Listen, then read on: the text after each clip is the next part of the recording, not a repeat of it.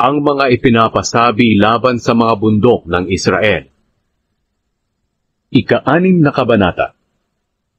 Sinabi ng Panginoon sa akin, Anak ng tao, humarap ka sa mga bundok ng Israel, at sabihin mo ito sa kanila.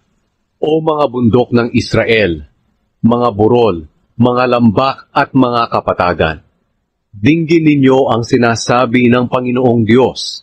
Padadalhan ko kayo ng digmaan, at gigibain ko ang mga sambahan sa matataas na lugar. Gigibain ko ang mga altar ninyo, pati na ang mga altar na pagsusunugan ng insenso, at papatayin ko ang mamamayan ninyo sa harap ng inyong mga Diyos-Diyosan. Ikakalat ko ang mga bangkay ninyong mga Israelita sa harap ng inyong mga Diyos-Diyosan, at ikakalat ko rin ang mga buto ninyo sa palibot ng inyong mga altar.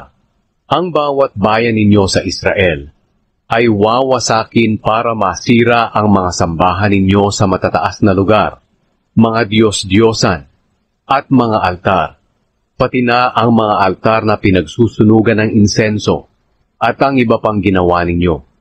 Mamamatay ang inyong mga mamamayan, at malalaman ninyo na ako ang Panginoon. Pero may ititira ako sa inyo mula sa digmaan. Makakatakas ang iba, at mga ngalat sa ibang bansa, bilang mga bihag. Doon nila ako maaalala, at maiisip na nila kung paano ako nagdamdam ng magtaksil sila sa akin, at higit nilang pinahalagahan ang mga Diyos-Diyosan. Masusuklam sila sa sarili nila, dahil sa masama at kasuklam-suklam nilang ginawa. At malalaman nilang ako ang Panginoon, at totoo ang babala na ipinasabi ko na gagawin ko sa kanila. Pagkatapos, sinabi sa akin ng Panginoong Diyos, Pumalakpak ka at pumadyak, at sabihin mo, Mabuti nga sa mga mamamayan ng Israel, dahil sa lahat ng masasama at kasuklam-suklam nilang ginawa. Ito ang dahilan kung bakit mamamatay sila sa digmaan, gutom at sakit. Ang mga nasa malayo ay mamamatay sa sakit. Ang nasa malapit ay mamamatay sa digmaan. At ang natitira ay mamamatay sa gutom. Sa ganitong paraan madadama nila ang galit ko sa kanila.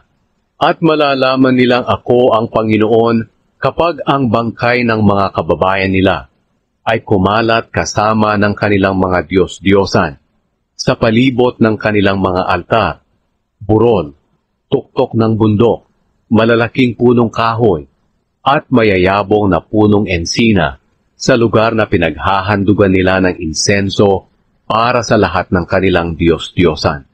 Parurusahan ko sila saan man sila tumira, at gagawin kong mapanglaw ang lupain nila, mula sa disyerto sa timog hanggang sa dibla sa hilaga, at malalaman nila na ako ang Panginoon.